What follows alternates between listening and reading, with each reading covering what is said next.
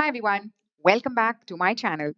In this video, we will be learning ISO 27001 Annex A Control 5.7, which is threat intelligence.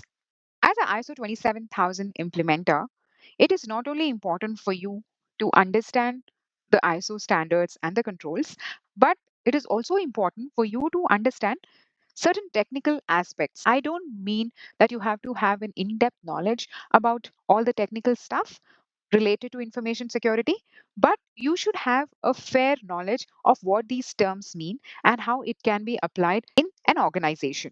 Before we get into this control of threat intelligence, I want to briefly give you an overview of what threat intelligence is and how it is important for information security.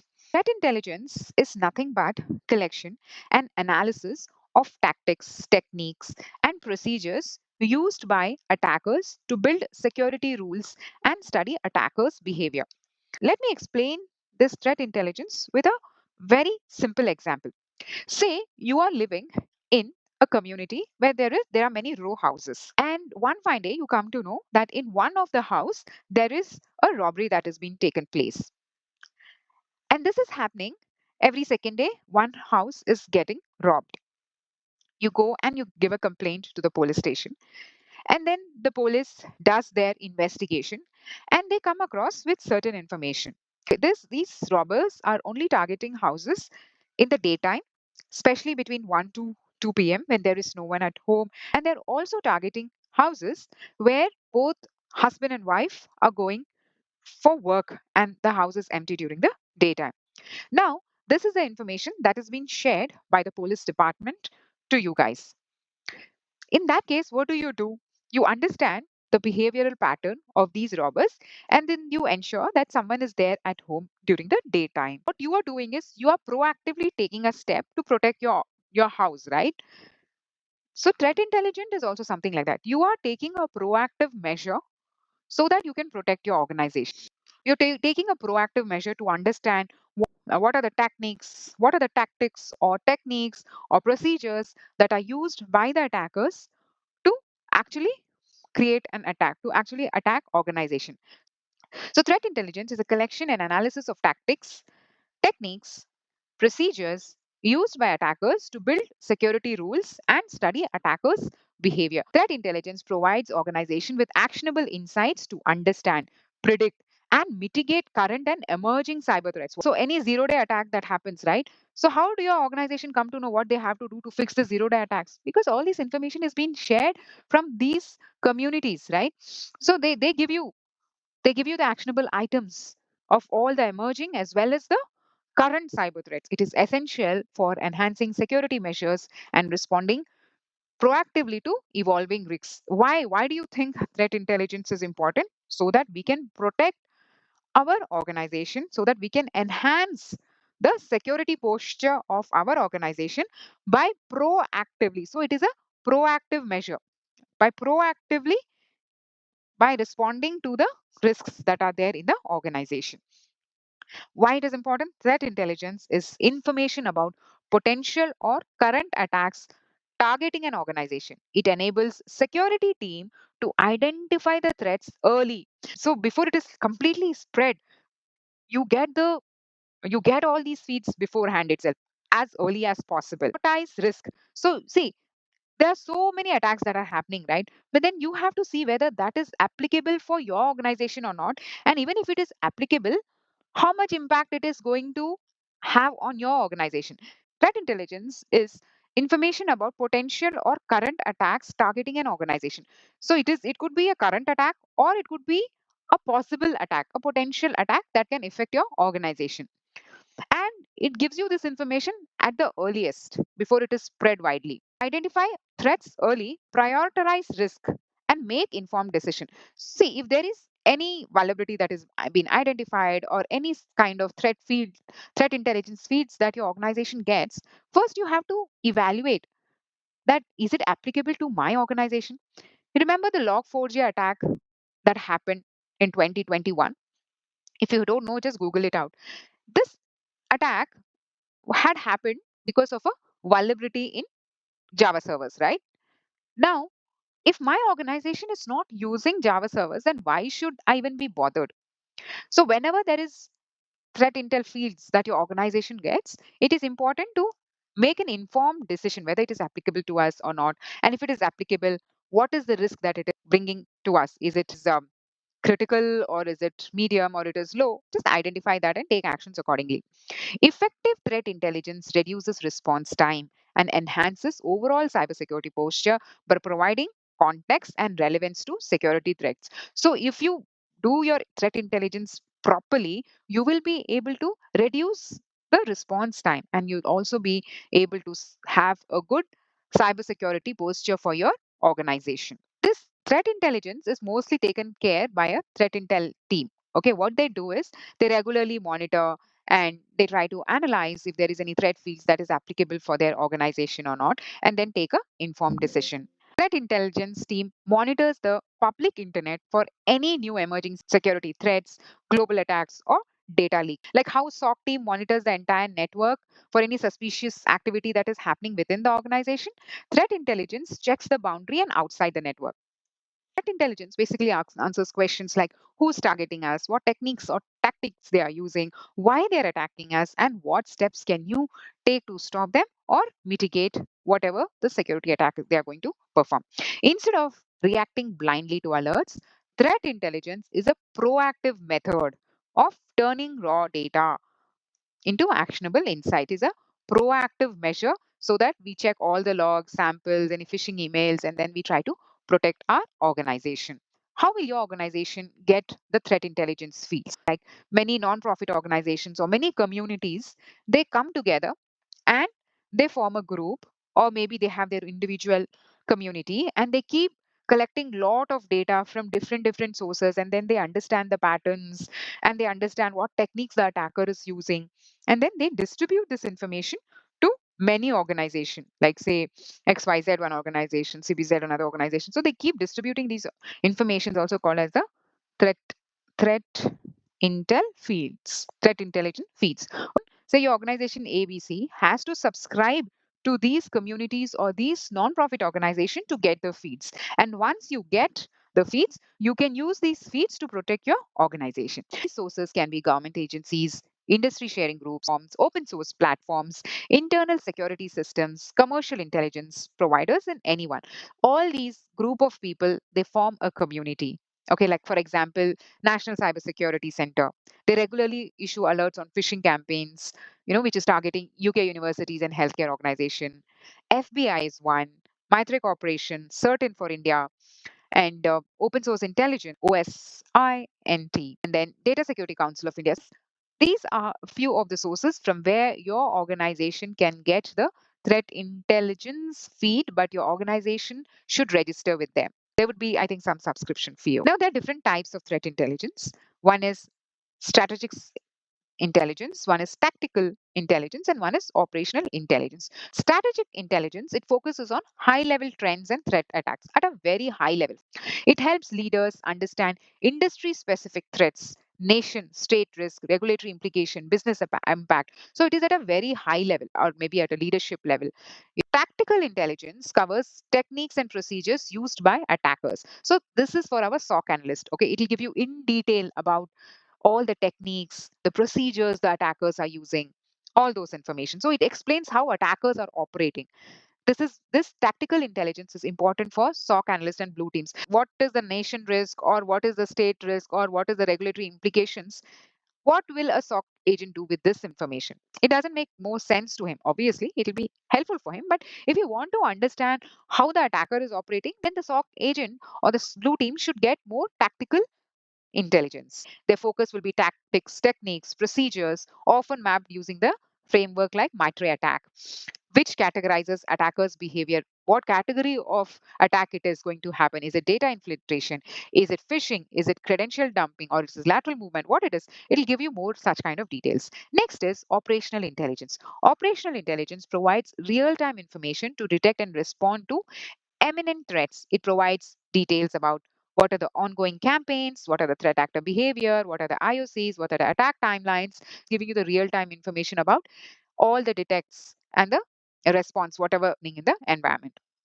You don't have to get into much detail about all this. If you have a very fair idea, that is enough for you as a lead implementer. There is a life cycle to threat intelligence. This is not of importance, but I'm just giving you a very high level. This is not of very important as a ISO 27000 lead implementer, but it is like good to know. So I'm just touching upon the very basics of threat intelligence. First, it'll define the goals. Okay, what kind of system you're going to protect. Next, you will start collecting the information from all these uh, sources which provides threat intelligence fields. Then you will clean and then you'll organize the data. Then you will turn the data into something meaningful. That's how you do the analysis. Then you will share the reports with the stakeholders, whether that is really applicable for your system or not. If it is applicable, what steps have you taken to mitigate it? That kind of report you will share. If you have any feedback to improve on your complete process or on the threat intelligence piece, you can share that as well. Because it's these communities, if you come across anything, you can also share those kind of intelligence details to the communities as well. So it is a two-way traffic. Even you can give them some information, even they can give you some information. So make sure when you share some information with these organizations, you give some accurate information and not waste anyone's time. Why threat intelligence matters, why is it important, and why it is included in our ISO 27000 as well. Because without threat intelligence, security teams chase false positive, organizations react slowly, attackers can go undetected for longer time. With threat intelligence, you will be able to detect things faster. You can prioritize things.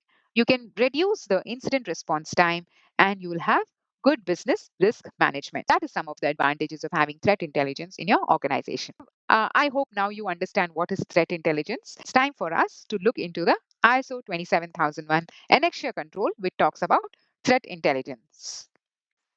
ISO 27001 Annexure 5.7 Threat Intelligence Control says information relating to information security threats should be collected and analyzed to produce threat intelligence.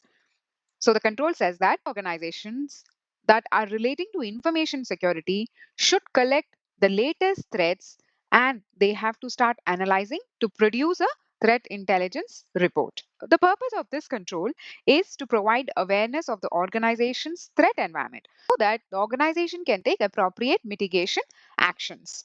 ISO also gives you some guidance of how you can implement this control.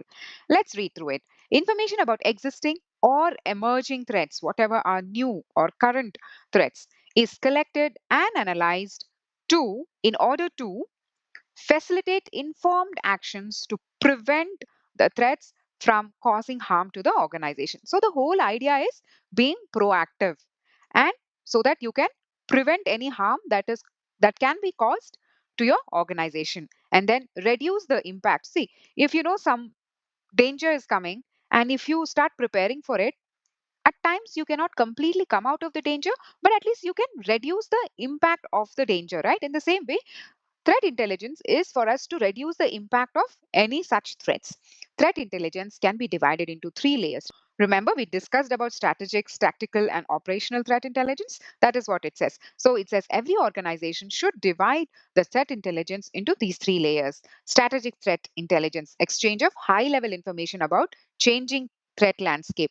Okay, because every now and then these attackers, they kind of change the type of attacks and even the attackers themselves change. Sometimes they do social engineering, sometimes they do data and exfiltration. Tactical threat intelligence, information about attacker methodologies, tools, and technologies involved.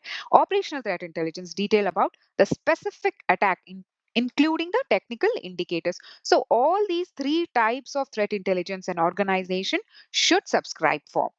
Threat intelligence activities should include what are the steps or what are the process that threat intelligence activities should include. Establish objectives of threat intelligence production. That means you have to have an objective in your organization saying from where you're going to get the threat intelligence field, how you're going to produce this threat intelligence. Identifying, vetting, and selecting internal and external information sources that are necessary and appropriate to provide information required for the production of threat intelligence. So it can be internal or external information sources from where you should be able to identify, vet, and select your threat intelligence. Collection information from selected sources, which can be internal or external. Processing processing information collected to prepare it for analysis. That means you have, once you collect the feeds, the threat intel feeds, just holding that information is not enough. You should also be able to prepare it for the analysis by translating or formatting or collaborating information. So you have to get some meaningful information out of that data and see whether that is going to impact your organization or not. And if it is impacting, what is the impact it can cause? What is the risk it can cause? How you can fix it? What are the mitigation steps you can have to prevent it? Kind of processing you have to do for that threat intel field that you get. Analyzing information to understand how it relates and is meaningful to the organization. Communicating and sharing it to relevant individuals in the format that they can understand. I've say, for example, you're a security team or a threat intel team, and you come to know that there is a threat intel field that you have got, and you know that this is going to impact your organization. Say, for example, Java vulnerability you have identified, right? So you have to inform the developers, the stakeholders, saying, listen, we identified that this vulnerability is running. Just check and see whether this is going to impact your services or not. And if it is, then try to fix it, try to mitigate it. You have to communicate it to the relevant stakeholders so that they can fix it. You have to communicate to the stakeholders in in a very simplistic format so that they can understand and they can fix it. Threat intelligence should be analyzed and later used. That's what you not just collect the threat intel fields and then keep it with you. You have to use it. You have to use it by implementing processes to include information gathered from threat intelligence. So you have to implement a process, a proper process should be defined. Okay, which team is going to do the threat intelligence team? And who will be their manager? What is the process that you will be following? How will you be communicating to the stakeholders saying, okay, this is the vulnerability that has been identified? Who will review it? And then after it is implemented, will you do a follow up to check whether it is fixed or not? Will you do the monitoring of the threat intelligence fields regularly? What is your procedure? Which tool will be using to monitor? And what are the governing bodies? What are the sources of your threat intelligence? Who will give you this information? All these things should be documented in a process document. By implementing processes to include information gathered from threat intelligence sources to the organization information security risk management process. So this threat intelligence and your risk management should be tied together so that you understand, okay, this is the threat and how are we doing the risk management of this threat. As additional input to technical preventive and detective controls like firewall, intrusion detection system, or anti-malware solution as additional input. So we understand that you have firewalls, we understand that you have IDS and you have anti-malware solution. But in addition to this, you should also make sure that you have a threat intel process defined in your organization as input to the information security test processes and techniques. So this should be threat intel should be a feed, should be an input to your security test processes and techniques. You should share this information internally. The organization should share threat intelligence with other organizations on a mutual basis in order to improve overall threat intelligence. Remember in the previous slides I told you that you can share your threat intelligence information to the source or to other companies if you have identified any threat intelligence, because it is all about sharing your knowledge on a mutual basis so that you all can improve. The organization should share threat intelligence with other organizations on a mutual basis in order to improve the overall threat intelligence. Organizations can use threat intelligence to prevent. Okay, why do you use threat intelligence? So that you can prevent, you can detect, or you can respond to threats. The all this has to be documented in the process document. Okay, how you are going to define your threat intelligence process. Organization can produce threat intelligence but more typically receive and make use of threat intelligence produced by other sources. See, if you have a threat intelligence very technical team who can do the investigation and identify threat intelligence on their own, good, you can do that, but you should also make sure that you receive, okay, that you receive threat intelligence produced by other resources, other sources like the government, OS and IT. Intelligence is often produced by independent providers or advisors, government agencies, or collaborative threat intelligence group. Remember, we discussed about the National Defense Center, we discussed about OS and IT, we discussed about OAS, right? All these produce the threat intelligence. We also talked about certain for India. So all these are the sources, are the government agencies or advisories who will provide you the threat intelligence feed. See, what you have to do is you have to define a process. Okay, first you have to write who are your threat intelligence sources, what all subscriptions you have taken, document that. all your subscriptions you document. Okay. Then you define the team. Okay, who are the team members? Which team will be handling? Do you have a threat intelligence team or the SOC team itself is handling? If you have a team, just define that team. Then you define the proper process, how you will be getting it, how you will get the threat intelligence field, and then how you are going to analyze it, how you are going to, share that information, or how you're going to do the risk analysis of it, saying, okay, is it really applicable to us or not? And then how you're going to communicate to the different teams and how you're following up with them to fix it. Okay. And then continuously you're going to monitor it. So this is the complete process of threat intelligence, right? You have to define this complete process in the process document. So when you do this, this becomes as an artifact for your auditor. So auditors may ask you questions like, how do you collect the threat intelligence? So at that time, you show the resources from where you are collecting your threat intelligence, like the OSNID or the certain, whatever, from wherever you have your organization has subscribed, show them the subscription mail or the subscription receipt. What sources do you use the threat intelligence? What sources do you use for threat monitoring? So how are you monitoring your threat? Who is responsible for reviewing the threats? Once the threats are identified, who will be the manager or the team who will be reviewing these threats? You know, those kind of questions. So everything is there in the process document. You can just show them the process document. How do you determine if a threat affects your organization? That is all about risk management. How do you say, okay, this is applicable to our organization or not? How do you define that? That should also be defined in a process document. Can you show an example where a threat intelligence was triggered action?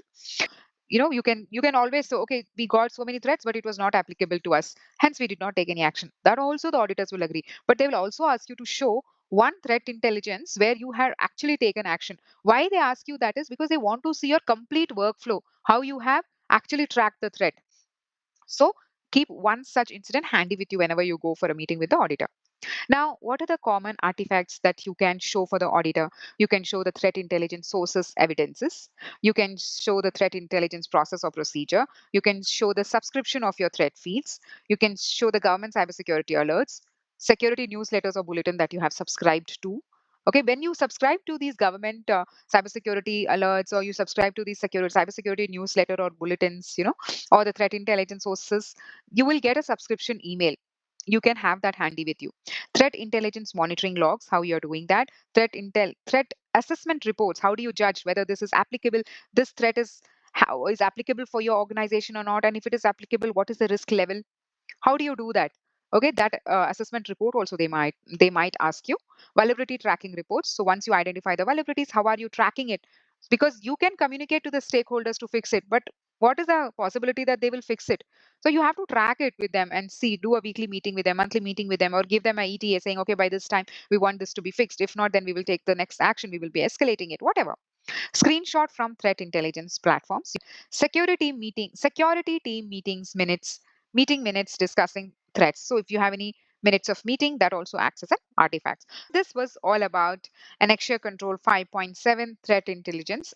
I tried my best to share threat intelligence control in details with you. But if you have any doubts or you have any questions, please drop your comment in the comment box and I'll try to respond to that. If you like this video, please hit the like button. Or if you disliked it, click the dislike button too. If- I'm on a journey to make videos of all the 93 controls of ISO 27000. So if you haven't subscribed to my channel, please subscribe now and wait for my next video. Until then, keep learning. Bye bye.